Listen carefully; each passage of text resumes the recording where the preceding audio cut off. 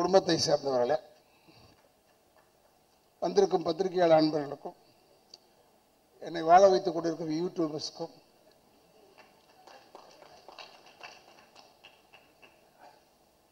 இந்த இடத்தை அளித்திருக்கும் நிர்வாகத்திற்கும் என்னுடைய முதற்கண் வணக்கத்தை தெரிவித்துக் கொண்டு, இங்கே வந்து அமர்ந்து இந்த இடத்தை பெருமைப்படுத்திய என்னுடைய அன்பு சகோதரர், அற்புதமான ஒரு இயக்குனர், எனக்கு வாய்ப்பு கிடைச்சு கூட அவரோட நான் செய்ய முடியாமல் போயிடுச்சு. அது ஒரு வருத்தம் இருக்கு. அப்பேற்பட்ட என்னுடைய அன்பானன் திரு பாக்கியராஜ் சார் அவர்களுக்கும்,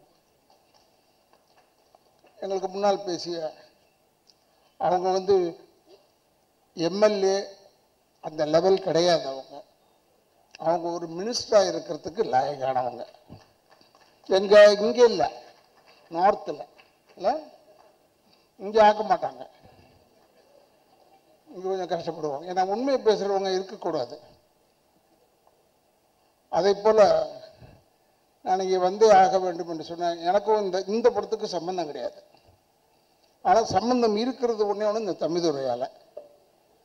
தம்பிதுரை வந்து என்ன, ஆனால் என் படத்தில் நீங்கள் நடிக்கணும்னு தான் வந்தார். இல்லைப்பா, வந்துட்டு நைஸாக கேசட் வெளியிட்டு விழாக்கு வாங்கன்னு சொல்லிட்டார். இப்போ இதுக்கு போகலன்னா அது இருப்போமா இல்லையா? நான் அந்த இதில் தான் வந்தேன். ஆனால் வராமல் இருந்திருந்தா ஒரு நல்ல விஷயத்தை நான் மிஸ் பண்ணியிருப்பேன். நான் பொதுவாக இந்த கேசட் வெளியீட்டு விழா இதுக்கெல்லாம் போகிறதே இல்லை. Now it has become change ஆகிடுச்சு. ட்ரைலரு, சாங், அது இதுன்னு ஏறத்தாழ ஒரு முக்கால்வாசி படத்தை பார்த்த மாதிரி ஆயிடுது. அது நம்ம ஜனங்களுக்கு அப்படியே ஒரு விஷயம். இதில் இருக்கிற சிரமம் தெரியாமல் தேட்டரில் படம் பார்த்துக்கிட்டே இருப்பான். இன்டர்வெல்லையே அமுத்திடுவோம் அந்த ஃபோனில். நல்லா இல்லை, முடிஞ்சது கதை, நம்ம கதை நல்லா இருக்கு ஓடும். ஆனால் எதுவாக இருந்தாலும் நான் வந்து தமிழ் இடத்திடம் கேட்டுக்கொள்ள ஒரே கேள்வி, இது தமிழர்களுடைய படம். தமிழை நீ தான் பார்க்கணும். இது தெலுங்காரங்க பார்த்தோ இல்லை ஹிந்திக்காரங்க பார்த்தோ இல்லை மலையாளிஸ் பார்த்தோ இது ஓட போகிறதில்லை. அதனால் நீ பார்க்க வேண்டும். நீங்கள்லாம் வந்து எங்களை பார்க்கும் போது காரில் நான் அதுக்கு தான் சில பேர்கிட்ட சொல்லுவேன். நானும் சகோதரர் விஜயகாந்த்லேருந்து நாங்கள் ஒன்றா இருந்தோம். எஸ் சந்திரன், பாண்டியன், தியாகு, சந்திரசேகர். காரில் போடுற நடிகர் போடுற திரும்பியே பார்க்காத. அதை வந்து ராதாரவிடா அப்படி நிறுத்தி வணக்கம் சொல்லிட்டு வா. ஏன்னா நம்ம அடையாளம் தெரியுதான்னு பார்க்கணும். இது ஒரு டெம்பரவரி லைன் தான், இல்லைன்னு சொல்லலை. பட் இது பெர்மனெண்ட்டாக இருக்கும். இப்போ கூட எங்கள் அப்பா எம்ஆர் அதை பற்றி பேசிக்கிட்டே இருக்காங்க. ஏதோ நல்லதோ கெட்டதோ ஏதோ ஒன்று சொல்லிக்கிட்டே இருக்காங்க. எது செஞ்சாலும் நம்ம வந்து நமக்கு மரியாதை கொடுத்தால் மரியாதை கொடுங்க. நம்ம சினிமாக்காரெல்லாம் சீப்பு கிடையாது. ரொம்ப கஷ்டமான விஷயம். தம்பிதுரை வந்து அவரை பற்றி பேசுகிறாங்க, எல்லா வேலையும் எடுத்துக்கிட்டு செய்கிறாரும் போது எனக்கு ஆச்சரியமாக இருக்குது. சின்ன பையன், இந்த வயசில் கூட நான் 71 வயசு ஆகுது எனக்கு. 51வது வருஷம் இது எனக்கு சினிமாவில். நான் வந்து ஒரு நடிக்கிறதுக்கு தான் லாயக்கு. இந்த என்னுடைய சகோதரர் கமலஹாசன் மாதிரிலாம் என்னால் முடியாது.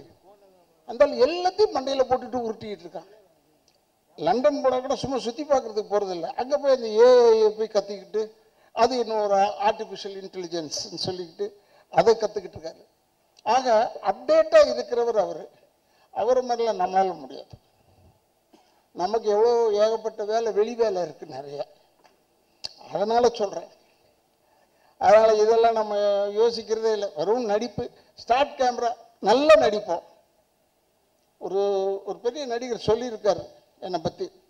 இல்லை சார், அவர் படத்தில் போடலாம், லேட்டாக வருவார், சாப்பாடு அது வேணும் கேட்பார், படத்துக்கு இடம் எல்லாம் இருக்காருன்னு கேட்பாருன்னு சொல்லாமல் அவர் ஒரே ஒரு வார்த்தை ஃபஸ்ட்டு, நல்லா நடிப்பார் சார், அது ஒரு தொல்லை. இப்போ எப்படி இருக்கு பாரு இப்போ சினிமா, நல்லா நடித்தா ஒரு தொல்லை ஆகிடுது. ஆனால் இதையெல்லாம் மீறி இப்போ இந்த ட்ரைலர் பார்க்கும்போது மிரண்டு போய் பார்த்துட்டு இருக்கேன். எனக்கு உள்ளூர ஒரு வருத்தம் இருக்கு. நம்ம இல்லாமல் போயிட்டு இந்த ஃப்ரேமில் எல்லாரையும் யூஸ் பண்ணியிருக்கார், எல்லாரையும் போட்டு காமிச்சிட்டாப்புல தம்பிதுரை.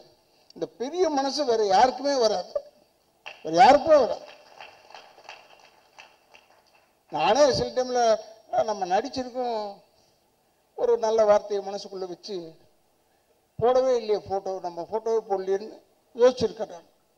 இதெல்லாம் மனிதர்களுக்கு உண்டு தானே, கஷ்டப்பட்டோம் வரலையேன்னு. ஆனால் இங்கே தம்பிதுரை விட்டு அந்த வேலையே இல்லை. நான் பார்த்ததில் சந்தோஷப்பட்டேன். எல்லாரையும் போட்டாச்சு, போனவன் வந்தவன் கொண்டவன் தடிக்கி விழுந்தவன் உட்கார்ந்தவன் எல்லாரும் ஃபோட்டோவும் போட்டார். எல்லாரையும் கூப்பிட்டு மேடையில் உட்கார வைக்க, இந்த 24 கிராஃப்ட் இப்படி உட்கார வைக்கிறதே ஒரு பெரிய விஷயம். நான் உண்மையிலே பாராட்டுறேன். அப்போதான் நாங்களும் மியூசிக் டைரக்டரை பார்க்குறோம், இவங்களை பார்க்குறோம், எடிட்டர்ஸை பார்த்தா எல்லாரையும் பார்க்குறேன். அப்புறமா டிஸ்ட்ரிபியூட்டர்லேருந்து புதுசாக பார்க்குறேன். என்ன பாரு, அவர் சொல்கிறார், நான் சினிமாவில் தான் உழப்பிக்கிட்டு இருந்தேன், நான் எப்படி வரணும்னு நினச்சேன்னான்லாம் சொல்கிறாரு. நீ இப்போ வந்துட்டு இல்லை, நீ ஏன் வந்துடுவேன், இன்னும் பெருசாக வருவேன், சிறுசாகவே முடியாது. உழைப்பு வேண்டும், டெடிக்கேஷன் வேணும். நான் வந்து ரொம்ப வெங்கல பாத்திரக்குள்ள கிடக்குள்ள யானை போட மாதிரி நான்லாம் சில சில சில சில சில சில சில ஒரு சத்தம் வரும். ஆனால் கேமரா முன்னாடி போய் உட்காரணும் நிற்கணும்னா சீரியஸ் ஆகிடுவேன். கில்லர் இன்ஸ்டிங்க்ட் வந்துடும். எதிராளியை விடக்கூடாது, நம்ம பேர் வாங்கணும் அப்படின்னு தான் செய்வேன். நான் செஞ்சால் தான் ஏதோ ஓரளவுக்கு அது செய்யலாம். ஏன்னா சிவாஜி பாக்கிட்டேருந்து திருடுறது, புரட்சி தலைவர்கிட்டேருந்து திருடுறது, எங்கள் அப்பாட்டேருந்து திருடுறது, ஜெமினி சார்கிட்டேருந்து திருடுறதெல்லாம் இருக்குது. அதெல்லாம் இல்லாமல் இல்லை, அவங்க அளவில் இருக்காது. ஏன்னா அவங்கெல்லாம் வந்து காவேரி நதி மாதிரி இல்லை கங்கை நதி மாதிரி. நமக்கு வசதி இருக்கா மக்களை போட்டு எடுத்துக்க வேண்டியதான் தண்ணியை, நமக்கு வசதி இருக்கா பக்கெட்டில் வச்சு தண்ணியை எடுக்க வேண்டியது. ஆனால் எங்கள் அப்பா சொல்கிறது ஒரு நல்ல வேத வாக்கு, அதை மட்டும் மனசில் வச்சுருக்கேன். என்ன சொல்லுவார், தூங்கும் போது கூட காலை ஆட்டிக்கிட்டே தூங்கணும்டா, இல்லைன்னா சினிமாவில் விட்டுட்டு போயிடுவான், செத்து போயிட்டான் உங்களுக்கு வேற ஆளை போட்டு போயிடுவான். அதை நான் பார்த்தேன்.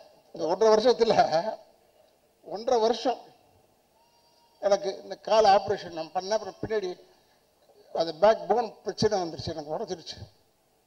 அப்போ ஒரு 1.5 வருஷம் இப்போ தான் வந்து சினிமாவில் நடிக்க ஆரம்பித்தேன். இதை எழுதுறாங்க, உடம்பு சரியில்லைன்றதை போடுறான், உடம்பு நல்லா ஆயிடுச்சுன்றதை போட வேணாம்பா, ஏன் அதை மட்டும் போட மாட்டேங்க. அவர் நல்லா ஆயிட்டார், நல்லா நடக்கிறார், போட. அந்த கிரச்சஸ் வச்சுட்டு போனேன், அது போய் 2 வருஷம் ஆச்சு. 2 வருஷம் கதையை இப்போ போடுறாயா. இது இன்னும் என்ன இப்போ போய் ரொம்ப பேர் துக்கம் விசாரிக்கிறாங்க. ஆனால் இப்போ நல்லா இருக்கீங்களா, ஏன் நல்லா இருக்கணும் என்னையா, இல்லை கிரச்சஸ் வச்சுட்டு, அது என்ன 2 வருஷம் ஆச்சு. இப்போ கிரச்சஸே வளர்ந்துருச்சு, அந்த அளவுக்கு ஆயிடுச்சு, 2 வருஷம் ஆயிடுச்சு. நான் ஏன் அவங்கள சொல்கிறேன்னா, அதை நிறைய நாளாக வந்து சாகிற வரைக்கும் நடிக்கணும், எனக்கு அதான் ஒரே ஆசை. இந்த டைரக்டர் ஆகணும் அதெல்லாம் என்னால் முடியாது. என்னை கேட்டாங்க, ஏன் நீங்கள் டைரக்ட் பண்ணலையான்னு. நான் டைரக்ட் பண்ணலாம், பாக்கியராஜ் சார்லாம் பார்த்து ஆச்சரியப்படுறேன். டைரக்ட் பண்ணுவேன், பட் இருந்தாலும் ஏதோ கொலை பண்ணிவிடுவோன்னு பயப்படுறேன். ஏன்னா எனக்கு இருக்கிற கோபம் அப்படியே. சரியாக நடிக்கலைன்னா அவங்கள மாதிரி 1 முறைலாம் கேட்க மாட்டேன். இவனை முடிச்சுட்டு கதையை முடிச்சுட்டு வேற ஒரு ஆளை போடுறான்னு சொல்லுவேன். இப்போ பாருங்க, நாளைக்கு டைட்டில் பாருங்க, இந்த மீட்டிங்குடைய டைட்டில் வரும், கொலை செய்வேன் ராதாரவிசன்.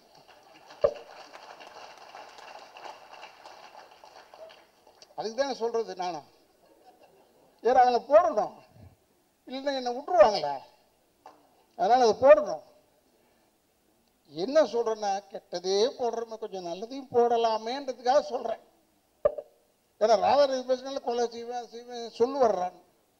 எனக்கு என் கேரக்டரோட ஒத்துப்போன வார்த்தைகள் அதெல்லாம், அதை பற்றிலாம் எனக்கு கவலையே இல்லை. இருந்தாலும் ஒன்று சொல்கிறேன், உண்மையை பேசுவதற்கு நம்ம பயப்படவே வேணாம். இப்போ ஒன்றும் இல்லை, ரீதன் நம்ம பாருங்கள், அவங்கள ஏன் எனக்கு பிடிச்சதுன்னா, அவங்க காங்கிரஸில் இருக்காங்க, அவங்களுடைய வேல்யூ என்னன்னு எனக்கு தெரியும், நான் பார்த்துருக்கேன். அவங்களுடைய இடத்துலையே பார்த்துருக்கேன். நான் மார்த்தாண்டம் வரைக்கும் வந்தவன் போனவன், பார்த்துருக்கேன் இவங்கள. ஆனால் இப்போ சொன்னேன் நான், உங்களுக்கு ஏன் நான் ரொம்ப பிடிச்சதுன்னா, தைரியமாக சொன்னீங்க, இது வேண்டும் என்று சொல்லி தான் வந்தேன். வேறு யாருக்கும் தைரியம் கிடையாது. மீதி பேர் பூரா இந்த கொள்கையை பார்த்து வந்தேன், அதை பார்த்து மூஞ்சை பார்த்து வந்தேன், அப்படிலாம் இல்லை. ஸ்ட்ரெயிட்டாக சொன்னான், இதற்காகத்தான் வந்தேன். அப்படி சொல்கிறதுக்கு ஒரு ஆள் வேணும். அரசியலே நான் பார்த்து முதல் ஆள் இவங்க தான் நினைக்கிறேன். அப்போதான் சொன்னேன், உண்மையை பேசுவதற்கு எங்கேயுமே பயம் வேணாம், பொய்யை பேசுவதற்கு தான் பயம் வேணும். இந்த ஞாபக சக்தி இருக்க, அது யாருக்கு அதிகமாக இருக்கும்னா, பொய்யை சொல்கிறவங்களுக்கு தான் ஞாபகம் இருக்கணும். என்னமோ சொன்னமே, அந்த வேலையே கிடையாது பொய் சொல்கிறவனுக்கு. அவனுக்கு தான் ஞாபக சக்தி வேணும். எனக்கு உண்மை பேசுறதுனால நமக்கெல்லாம் ஞாபக சக்தி தேவையில்லை. ஏன்னா எப்படி இருந்தாலும் உண்மைகள் நிலைத்து நிற்கும். அதுக்காக சொல்கிறேன். இப்போ இந்த படம் பார்த்த உடனே ட்ராமான்னு போட்டிருந்தது. நிச்சயமாக சொல்கிறேன், தமிழ்நாட்டு மக்களை ட்ராமாவில் விடாது. இந்த படம் ட்ராமாவில் விடாது. எல்லாரும் ஹெல் அண்ட் ஹெல்த்தியாக நல்ல படம் வந்ததுன்னு சொல்லிட்டு சந்தோஷமாக போயிட்டு வரலாம், தப்பு கிடையாது. இப்போ கூட ஒரு இயக்குனர் கேட்டார், என் பக்கத்தில் உட்காந்து இயக்குனர் கேட்டார், சார் உங்களுக்கு இப்போ எந்த படம் பார்க்கணுன்னு ஆசையாக இருக்குது சார்? எனக்கு அந்த ஆசையெல்லாம் கிடையாது சார், வாய்ப்பாக தான் போய் பார்த்துருவேன். ஆனால் எனக்கு பார்க்கணுன்னு சில படங்கள் இருந்தது, இல்லைன்னு சொல்ல. ஏன்னா என்ன ஒரு பத்திரிக்கைக்காரு ஒரு 10 நாளைக்கு முன்னாடி கேட்டார், சார் உங்களுடைய எய்ம் என்ன சார்னு. அதான்டா எனக்கு தெரியல, சுற்றி தேடிக்கிட்டே இருக்கேன். என்ன எய்ம் லைஃப்பில்? சினிமாக்காரன் ஆகிட்டேன், எனக்கு எய்ம் கிடையாது. இதோட பெரிய நடிகனாக வரணும்னு ஆசையா? அது கிடையாது. ஏன்னா ஒரு பெரிய நடிகனுக்கு மகனாக பிறந்திருக்கணும், நிம்மதியாக இருக்கிறோம், அது தப்பு இல்லை. இப்போ சொல்லும் போது கூட அவர் 7 பொம்பளை வச்சுருந்தாரு, அவர் வச்சுக்கிறாரு, உனக்கு ஏன்?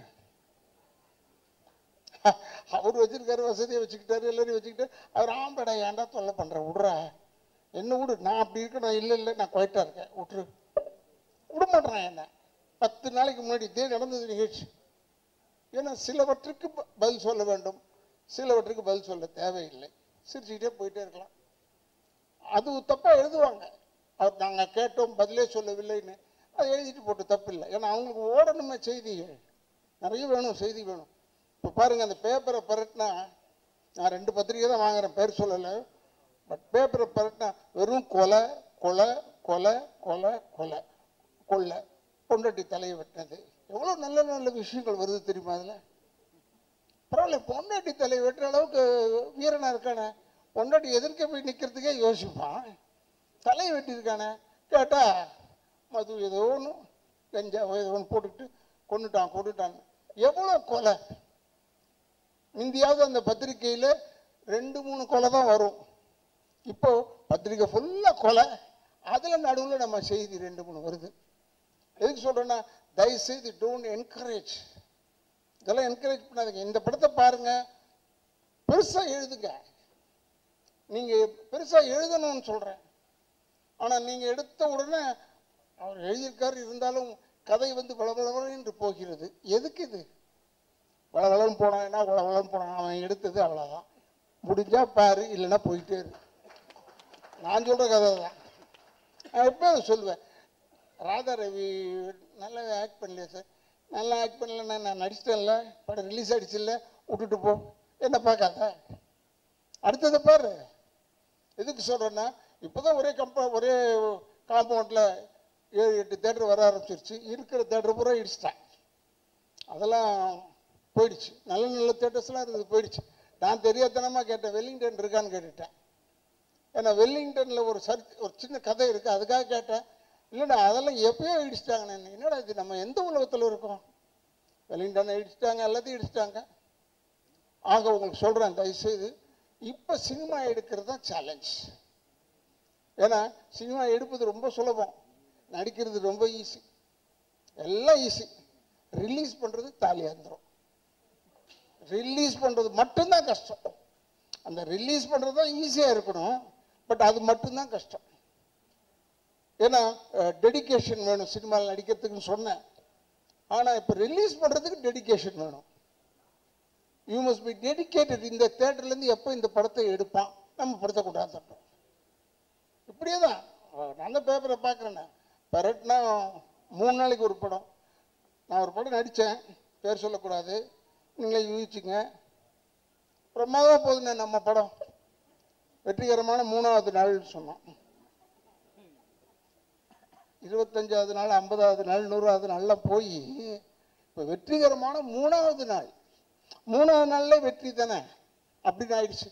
அது ஒரு விதத்தில் நல்லது தான். நமக்கு பக்குன்னு இல்லாமல் 3வது நாளை பார்த்துட்டோம்னா மூடி வச்சிடலாம், சக்ஸஸ் ஆகிடுச்சுடா படம், எல்லோரும் பார்த்துட்டாங்கன்னு அர்த்தம். ஏன்னா தயவுசெய்து நீங்கள், நம்ம தமிழர்கள் கேட்குறோம், கேட்டு இது வரைக்கும் அவங்க நல்லது செஞ்சதே இல்லை. இப்போ நல்லது செய்கிறதுக்காக கேட்குறோம். ஏன்னா இது மாதிரி சின்ன சின்ன சின்ன படங்கள்னு சொன்னாங்க. சின்ன படம் பெரிய படம் எல்லா படத்துக்கும் பணம் தான் செலவாகுதே ஒழிய பருத்தி கொட்டை புண்ணாக்கா தவிர. தம்பிதுரையை கேட்குறேன், நான் நடிகனாக இருந்திருந்தா என்கிட்ட என்ன பருத்தி கொட்டை புண்ணாக்கா கொடுக்குறாரு, பணம் கொடுக்குறாரு. இந்த படம் ஓடணும், ஓடினாதான் தமிழ்நாட்டுக்கு நல்லது. அவார்டு வாங்கின ஆளுங்கெல்லாம் பார்த்தேன். பட் ஓடணும், ஓடுறதுக்கு ஒரு 10 நாளாவது ஓடணும் இப்போ இருக்கிற நிலவரத்தில். ஏன்னா 200 தேட்டர் ரிலீஸ் பண்ணுறீங்க, அதனால் ஒரு 100 நாள் 50 நாள் ஒன்று 10 நாள் ஓடணும் இல்லையா? 50 நாள்லாம் கேட்கக்கூடாது, தப்பு. 10 நாளாவது ஓடணும் என்று சொல்லி தயவுசெய்து நீங்கள் பத்திரிக்கைக்காரங்க, எனக்கு இது இந்த குடும்பம் என் குடும்பம் தான். ஏன்னா சினிமாக்கார குடும்பம் தானே, அதனால் எங்கள் குடும்பம் வாழ நீங்கள்லாம் உதவி பண்ணணும்.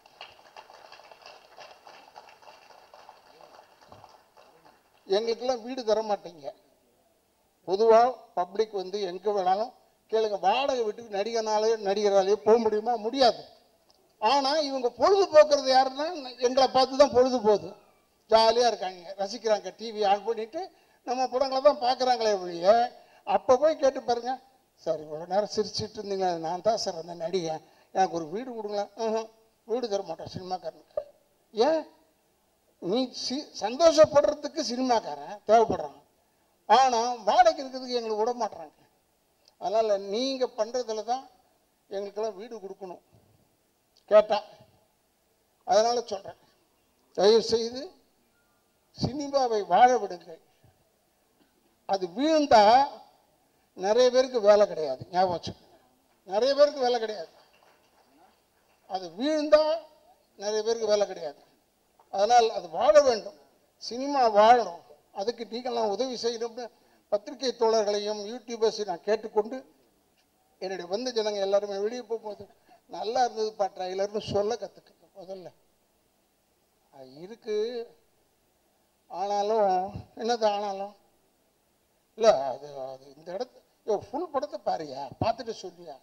தயவுசெய்து இதுக்கெல்லாம் என்கரேஜ் பண்ணுங்க, வாழ விடுங்கள். நான் தான் சொன்னேன், தம்பிகிட்ட சொன்னேன், பக்கத்தில் இருந்து பெரிய டைரக்டர் தம்பிகிட்ட சொன்னேன், தேட்டரில் போய் தான் நான் படம் பார்ப்பேன். நான் இந்த திருட்டு விசிடி இதெல்லாம் பார்க்க மாட்டேன். எனக்கு அது ஒரு கெட்ட பழக்கம். தேட்டரில் போய் பார்த்தா தான் படம் பார்த்த மாதிரி இருக்குது. தேட்டரில் போய் பார்த்தா பிசாசெல்லாம் நான் தேட்டரில் போய் பார்த்தேன். அப்போ தான் எனக்கு தெரிஞ்சது எவ்வளோ கைத்தட்டல் வந்தது, எவ்வளோ கைத்தட்டல் வரலன்றது எனக்கு தெரியுது. அதுக்காக சொல்கிறேன். இந்த புது செருப்போ ஏதோ ஒன்று எடுத்தார் நடிகர் பார்த்திபன் சார். அவர் எப்பயுமே கொஞ்சம் அதை யாருக்கு புரிஞ்சிடக்கூடாதுன்னு ஒரு படம் எடுப்பார், அது வேறு விஷயம். ஆனால் புதுமையாக எடுப்பார். இதை நான் போய் தேட்டரில் போய் பார்த்தேன். அவர்கிட்ட ஃபோன் பண்ணி சொன்னேன், எப்போ படத்தை போய் பார்த்தேன்ப்பா தேட்டரில், நல்லா இருந்ததுப்பா. ஏன்னா நல்லா இருந்தால் ஒரு சின்ன என்கரேஜ்மெண்ட் தானே அவங்களுக்கு. மற்றதெல்லாம் மற்றதெல்லாம் நம்மளால செய்ய முடியாது. முதல்ல இந்த டைட்டில் வைக்க முடியுமா? அதே முடியாது. அது மாதிரி இந்த ட்ராமா டைட்டில் வந்து ரொம்ப கேட்சியான டைட்டில், ரொம்ப கேட்சியான டைட்டில். ட்ராமான்னு பார்த்த உடனே இந்த மாதிரி முதல்ல சொல்லியிருந்தாங்க, இவங்க இஷ்டத்துக்கு வச்சுருப்பாங்க போல ஒரு பேர். எவ்வளோ தூரம் முந்தியெல்லாம் வந்து ஒரு நடுவில் ஒரு வாட்டி சென்சார் வந்தது, டைட்டில் தமிழில் வைக்கணும். தமிழில் வைங்க, ட்ராமான்றது தேங்க்யூ மாதிரியா? இப்போ தேங்க்யூன்னு சொல்கிறோம், இல்லை தமிழில் சொல்லுங்க நன்றின்னா அது வரவே வராது. நன்றி தேங்க்யூ தான் ஈஸியாக வரும். இந்த ட்ராமா ஈஸியாக வரும். இந்த படம் ஓடணும். இளைஞர்கள் அவங்க எல்லாருமே கஷ்டப்பட்டவங்க, கஷ்டப்பட்டு உழைச்சி தான் வந்திருக்காங்க. யாரும் தூங்கிக்கிட்டு வீட்டில் தூங்கிட்டு தட்டி எழுப்பி வா பண்ணி டைரக்ட் பண்ணப்பான்னு சொல்லலை. ரொம்ப கஷ்டத்தில் வந்திருக்காங்க. கஷ்டம்னா இந்த கஷ்டம், பல கஷ்டத்தை சொல்லவில்லை. அதனால் அந்த சிரமப்பட்டு வந்தவர்களுக்கு நீங்கள் சிரமம் பார்க்காமல் இந்த படத்தை அவங்கள வாழ வைப்பதற்காக நீங்கள் வாழ்ந்து காட்டுங்க, அவ்வளோதான் சொல்வேன். நீங்கள் எல்லாருமே ஹெல்ப் பண்ணணும் என்று சொல்லி தயவுசெய்து உங்கள் பாதங்களை தொட்டு வணங்கி கேட்டு என்னுடைய குடும்பத்தின் சார்பாகவும் என்னுடைய இயக்கங்கள் சார்பாகவும் நன்றியை கூறி விடைபெறுகிறேன். நன்றி, வணக்கம்.